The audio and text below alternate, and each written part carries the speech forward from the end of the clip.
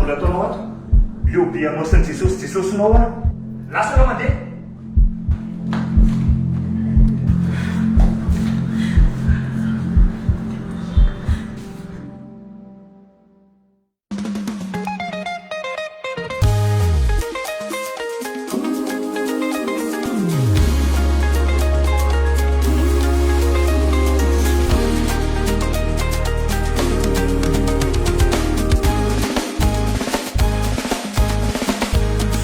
Fianano mataro marary mitomany indraindray mandalo ady mamay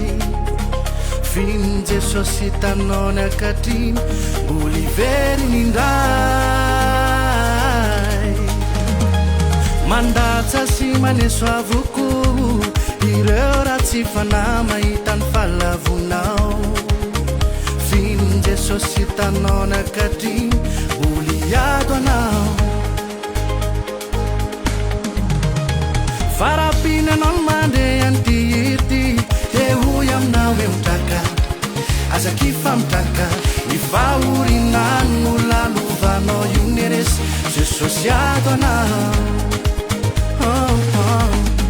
manoso eo amy fiainako ianao faninonino natao ifa matotraminao Jesosy o zatsy alaminao satsialaminao zany voakino atao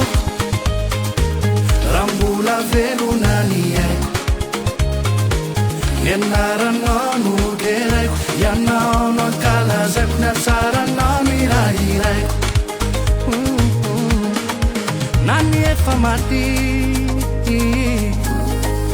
de mbola velony indray ijambana iratra ny monany teny ny malemy nandeha kaze fiainanao ve de tsy ny manangana atolory azy any olo ny tenanao fa izy iago anao farapinanao ny mande antiirty de hoy aminao e mitaka